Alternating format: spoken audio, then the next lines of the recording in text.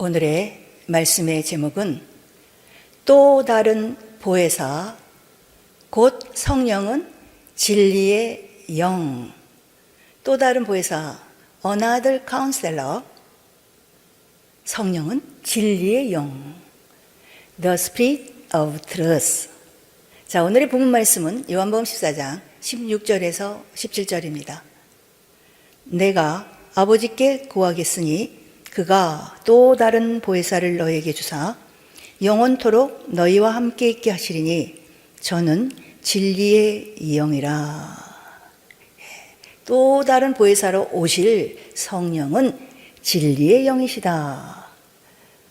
보혜사란 헬라어로 파라클레토스, 곁에 서서 격려하고 도우는 자를 뜻합니다. 영어로는 카운셀러, 변호인, 증인으로 이해할 수 있습니다. 따라서 또 다른 보혜사를 보내어 주리라는 말씀은 예수님께서 지금까지 제자들과 함께 계시면서 그들을 격려하고 권면하고 돕고 지켜주는 보혜사가 되어 주셨던 것처럼 예수님께서 제자들 곁을 떠나 하나님께로 가신 후에도 또 다른 보혜사를 보내어 그들과 영원토록 함께 있게 하셔서 그들을 돕고 지키도록 하겠다는 뜻입니다. 예수님께서 아버지께로 가셔서 구하여 보내질 또 다른 보혜사 곧 성령을 가리켜 진리의 영이라고 말씀하고 있는 것입니다. 예수님께서 고난받으시기 직전에 유월절을 제자들과 함께 보내시면서 그들의 발을 씻기신 후에 남기신 고별 설교의 핵심은 다름 아닌 성령입니다. 이 고별 설교 중 내가 너희를 떠날 것이나 지금은 너희 중 아무도 나의 가는 곳에 따라올 수 없다는 예수님의 말씀으로 인해 제자들은 근심하고 있었습니다. 그런 그들에게 예수님은 너희는 마음에 근심하지 말라. 하나님을 믿으니 또 나를 믿으라고 하시며 내가 아버지께 구하겠으니 그가 또 다른 보혜사를 너희에게 주사 영원토록 너희와 함께 있게 하시리니 라는 말씀으로 그들을 위로하셨습니다. 자, 요한복음 14장 16절입니다. 내가 아버지께 구하겠으니 그가 또 다른 보혜사를 너희에게 주사 영원토록 너희와 함께 있게 하시리니. 계속 이어지는 17절 저는 진리의 영이라. 세상은 능히 저를 받지 못하나니 이는 저를 보지도 못하고 알지도 못함이라. 그러나 너희는 저를 아나니 저는 너희와 함께 거하시며 또 너희 속에 계시겠음이라. 17절에 저는 진리의 영이라. 세상은 능히 저를 받지 못하나니 이는 저를 보지도 못하고 알지도 못함이라. 이제까지는 단 한 번도 또 다른 보혜사 곧 성령을 부어주신 일이 없어 성령을 모른다는 것입니다. 그러나 너희는 저를 아나니 저는 너희와 함께 거하시며 또 너희 속에 계시겠습니다. 그러나 너희 곧 제자들은 성령을 안다. 왜냐하면 성령께서 너희와 함께 거하시고 너희 속에 계실 것이기 때문이라고 합니다. 여기에서 주의할 것은 예수님께서 이 말씀을 하실 때 성령께서 이미 저희 속에 계심으로 저희가 성령에 대해서 알았다는 뜻이 아니라 장차 성령께서 오셔서 제자들과 함께 거하시면 그때 그들이 성령에 대해 알게 된다는 것입니다. 이 말씀대로 성령에 대해 전혀 체험적으로 알지 못했던 제자들은 예수님께서 승천하신 이후 오순절에 성령을 받음으로써 아버지의 약속하신 성령에 대해 확실히 알게 되었습니다. 그리고 그때부터는 유대인 앞에 서서 담대히 성령에 관하여 가르쳤으며 하나님의 말씀이 전파된 곳에 사도들을 보내 성령을 받게 하였습니다. 이처럼 성령은 성령을 받은 자만이 알 수 있고 성령을 받지 않고서는 성령에 대해 아무리 가르쳐도 알 수 없습니다.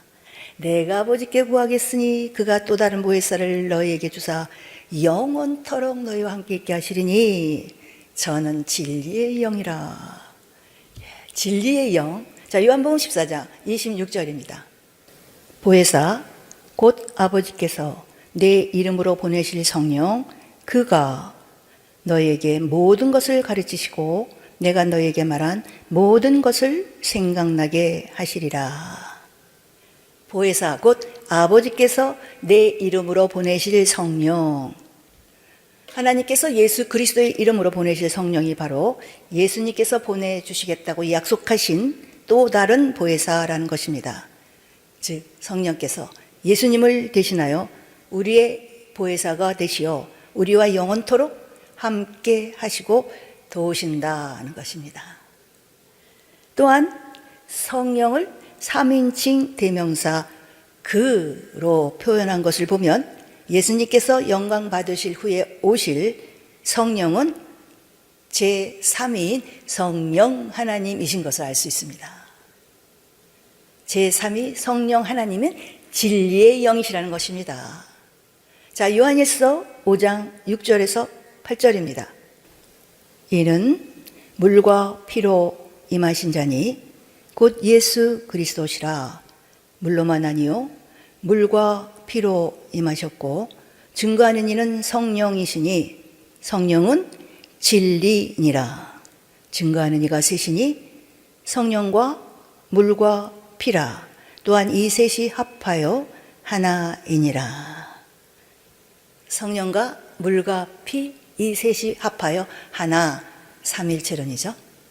자, 요한복음 14장 26절입니다.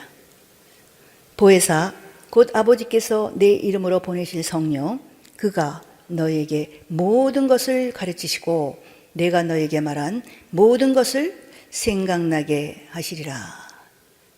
보혜사 곧 아버지께서 예수 그리스도의 이름으로 보내실 성령께서 친히 모든 것을 가르치시고 또한 예수님께서 가르치신 모든 말씀을 생각나게 하신다는 뜻입니다.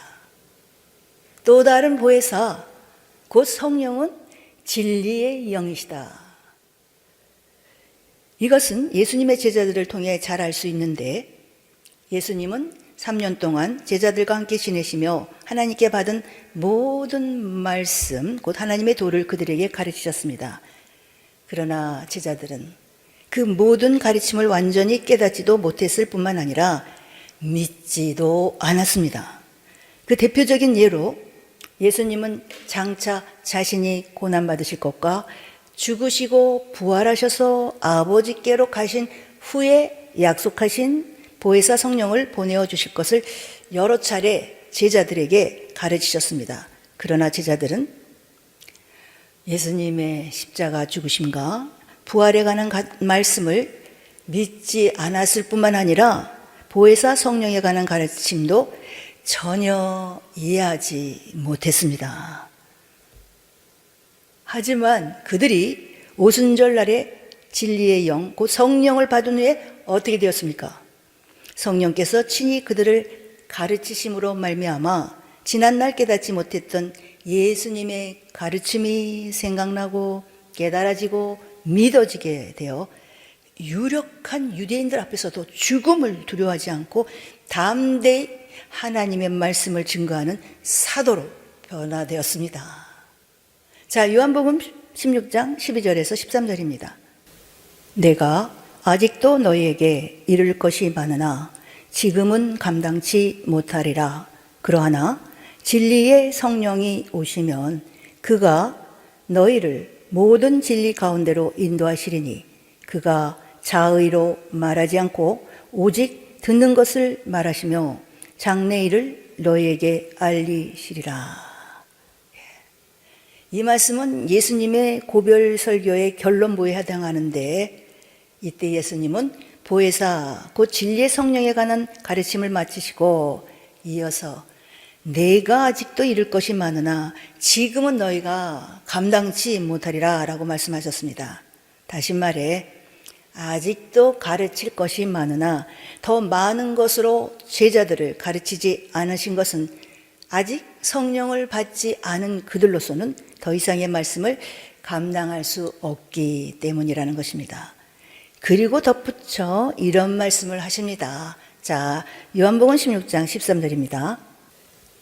그러하나 진리의 성령이 오시면 그가 너희를 모든 진리 가운데로 인도하시리니 그가 자의로 말하지 않고 오직 듣는 것을 말하시며 장래일을 너희에게 알리시리라. 예.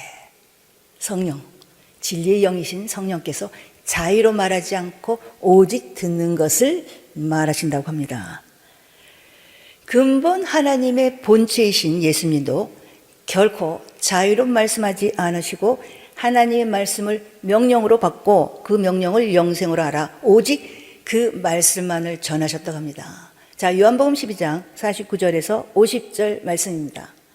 내가 내 자의로 말한 것이 아니요 나를 보내신 아버지께서 나의 말할 것과 이를 것을 친히 명령하여 주셨으니 나는 그의 명령이 영생인 줄 아노라.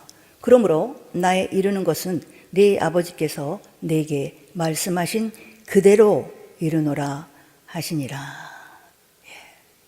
마찬가지로 아버지께서 보내어 주실 진리의 영이신 성령도 결코 자유로 말씀하지 않으시고 오직 듣는 것, 즉 하나님의 말씀만을 말하시며 하나님의 자녀들을 진리 가운데로 인도하신다는 것입니다. 진리, 곧 하나님의 말씀을 뜻합니다. 자, 요한복음 17장 17절입니다. 저희를 진리로 거룩하게 하옵소서. 아버지의 말씀은 진리니이다. 또 다른 보혜사 곧 성령이 임하시면 그 진리의 성령께서 우리를 진리, 곧 하나님의 말씀 가운데로 인도하신다는 것입니다. 예수님은 제자들, 곧 우리가 진리, 곧 하나님의 말씀으로 거룩하여 지기를 강구하시는 것입니다. 왜냐하면 거룩한 성 새 예루살렘, 천국은 거룩한 자만이 들어가는 것이기 때문입니다. 이 하나님의 말씀, 곧 율법을 우리 예수님이 완전케 하러 오신 것입니다. 자, 마태복음 5장 17절입니다. 내가 율법이나 선지자나 폐하러 온 줄로 생각지 말라.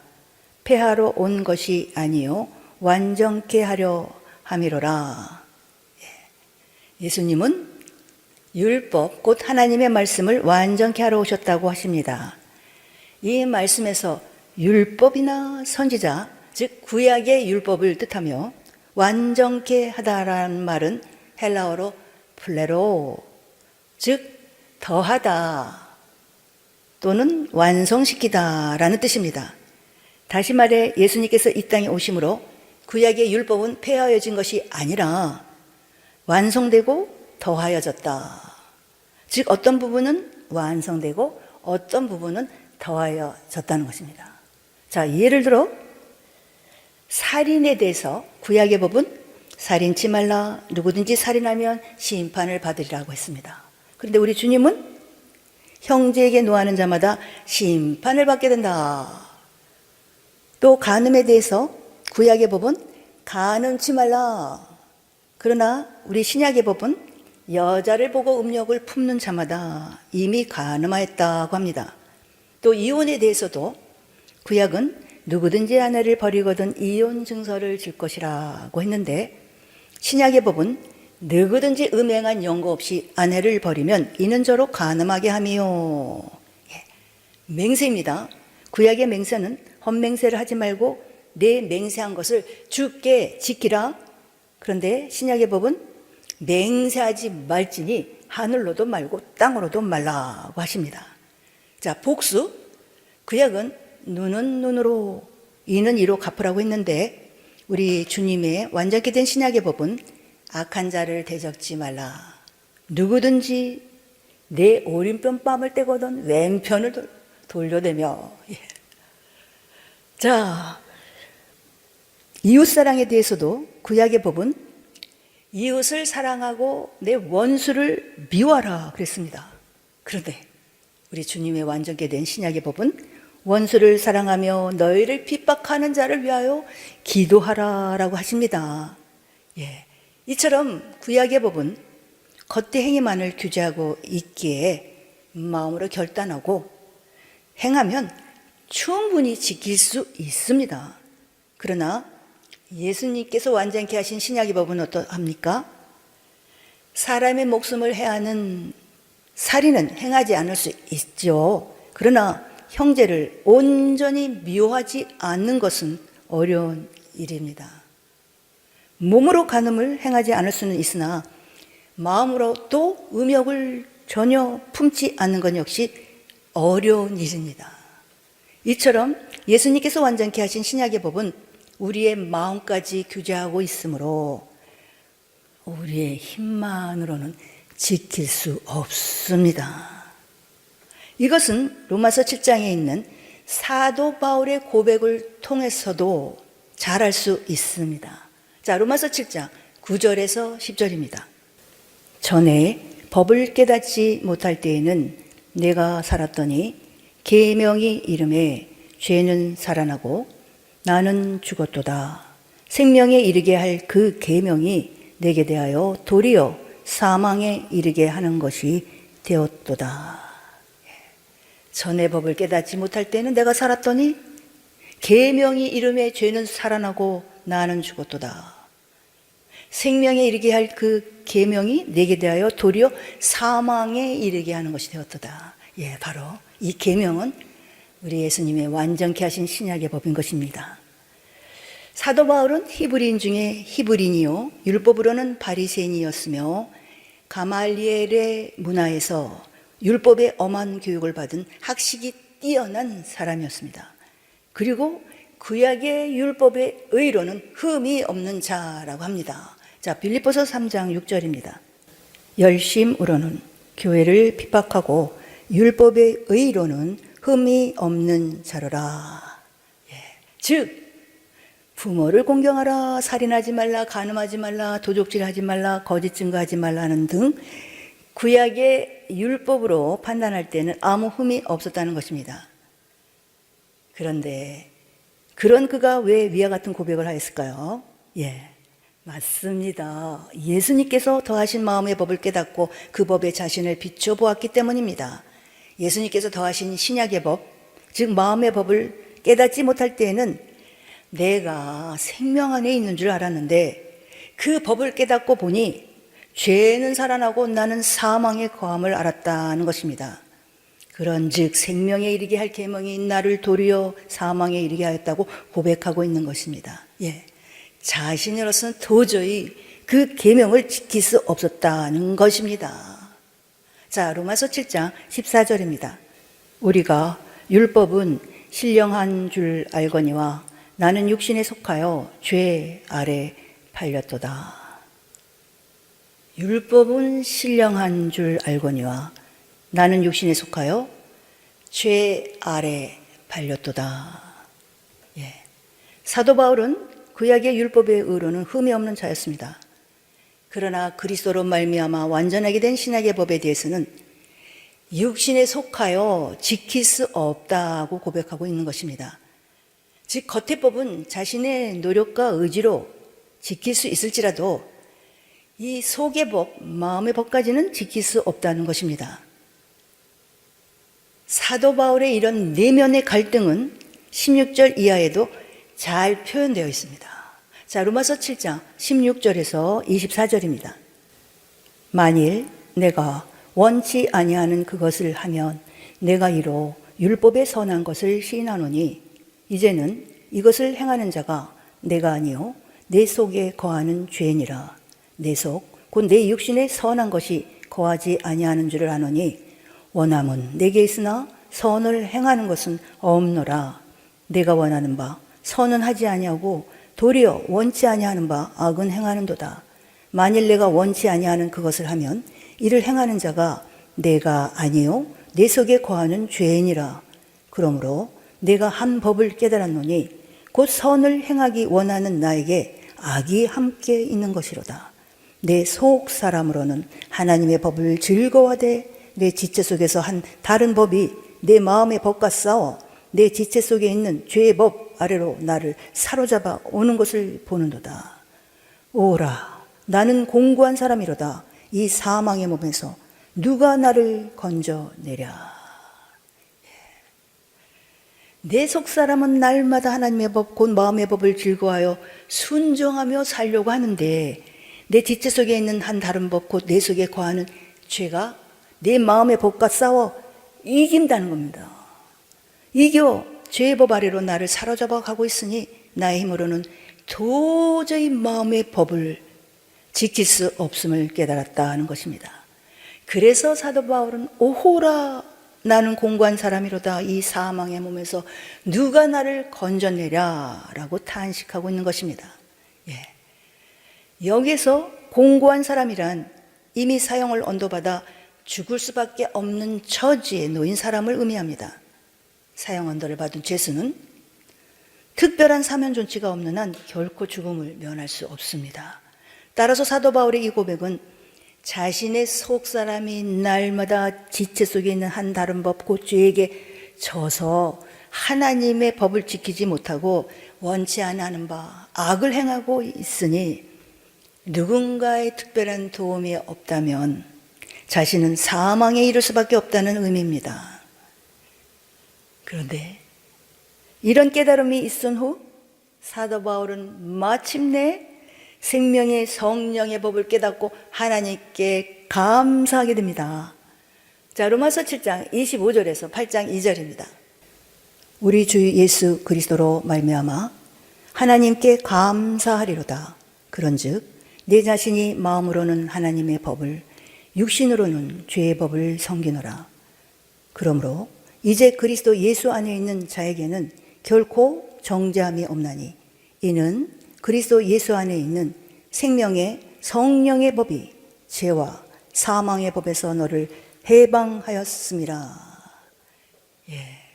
우리가 이 말씀에서 볼 때 예수님께서 더하신 신약의 법을 깨닫고 오라, 나는 사형을 언도받은 사람과 같도다 라며 탄식했던 사도 바울이 우리 주 예수 그리스도로 말미암아 하나님께 감사리로다 라고 고백한 까닭이 무엇입니까?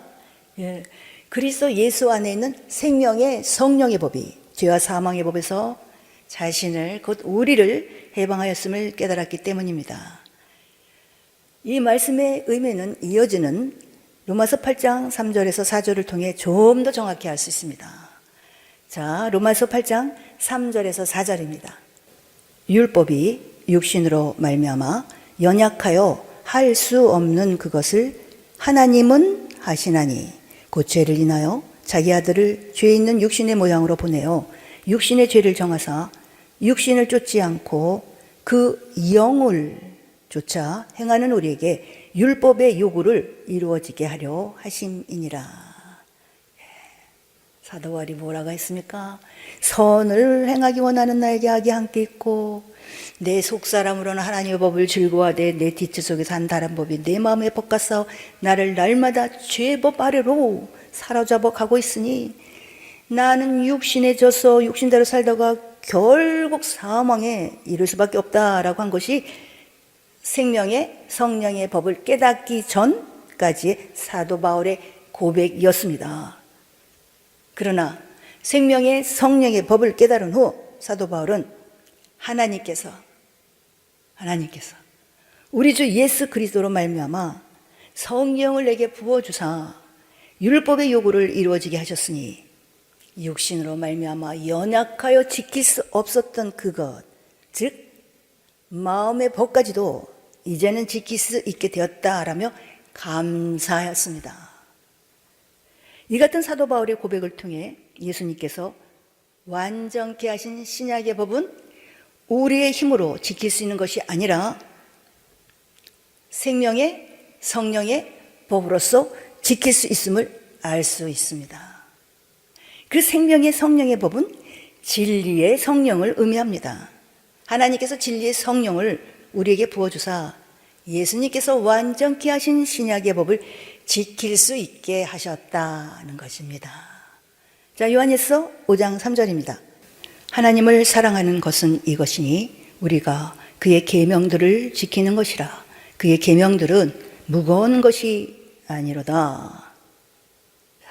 그러므로 우리가 성령을 받고 성령으로 충만하면 성령의 능력으로 우리는 예수님께서 완전케 하신 신약의 법, 마음의 법까지 지킬 수 있기 때문에 그의 계명들은 주님이 완전케 하신 신약의 법도 무거운 것이 아니로다. 자, 오늘의 말씀의 제목, 또 다른 보혜사 곧 성령은 진리의 영. 구약시대와 달리 예수님 시대 이후로는 또 다른 보혜사 진리의 성령께서 그 자녀들을 하나님의 말씀 가운데로 인도해 가신다는 것입니다. 예수님은 마태복음 5장 17절에서 내가 율법이나 선지자나 폐하러 온 줄로 생각지 말라. 폐하러 온 것이 아니요 완전케 하려 함이로라 라고 말씀하셨습니다. 그리고 이 완전케 하신 신약의 율법을 예를 들어 설명하셨는데 그 율법들을 살펴보면 구약의 율법은 겉의 행위만을 규제하였으나 신약의 법은 우리의 마음까지 규제하고 있음을 알 수 있습니다. 그렇기 때문에 구약의 법은 지키겠다고 결단하면 충분히 지킬 수 있었지만 신약의 법은 구약의 법과 달리 우리의 마음으로도 지켜야 하기 때문에 우리의 의지와 노력만으로는 도저히 지킬 수 없다라는 것을 보여주는 것이 바로 로마서 7장에 나오는 사도 바울의 고백입니다. 나의 힘만으로는 도저히 마음의 법까지 지키기 어렵다. 왜냐하면 구약의 법은 겉으로 나타난 행위를 지키는 것이었으나 신약의 법은 행위뿐 아니라 속, 마음까지 다 지켜야 하기 때문이라는 것입니다. 그러나 요한일서 5장 3절에서는 신약의 법 역시 무거운 것이 아니라고 합니다. 그 이유가 무엇입니까? 율법이 육신으로 말미암아 연약하할 수 없는 그것을 하나님은 하시나니 영을 쫓아 행하는 우리에게 율법의 요구를 이루어지게 하려 하심이니라. 생명의 성령의 법, 진리의 성령, 하나님께서 진리의 성령을 부어주사 신약의 마음의 법까지 완전케 하신 율법을 지킬 수 있게 하셨다라는 것입니다. 자, 오늘의 본문 말씀 요한복음 14장 16절에서 17절입니다. 내가 아버지께 구하겠으니 그가 또 다른 보혜사를 너희에게 주사 영원토록 너희와 함께 있게 하시리니 저는 진리의 영이라. 예수님이 이 땅에 계시는 동안에는 친히 예수님 자신이 보혜사가 되어주셨습니다. 그러나 십자가에서 죽으시고 부활하사 승천하신 이후로는 성령이 오셔서 우리의 보혜사가 되어주신다는 뜻입니다. 영원토록. 그러므로 예수님 시대 이후 성령이 임하시면 그 진리의 성령께서 우리를 진리, 곧 하나님의 말씀 가운데로 인도하신다는 것입니다. 따라서 성령을 받고 성령으로 충만할 때 우리는 예수님께서 완전케 하신 신약의 법도 지킬 수 있습니다. 무거운 것이 아닙니다. 자, 또 다른 보혜사 곧 성령은 진리의 영. 오늘의 본 말씀 요한복음 14장 16절에서 17절의 말씀을 읽고 마치겠습니다. 내가 아버지께 구하겠으니 그가 또 다른 보혜사를 너희에게 주사 영원토록 너희와 함께 있게 하시리니 저는 진리의 영이라.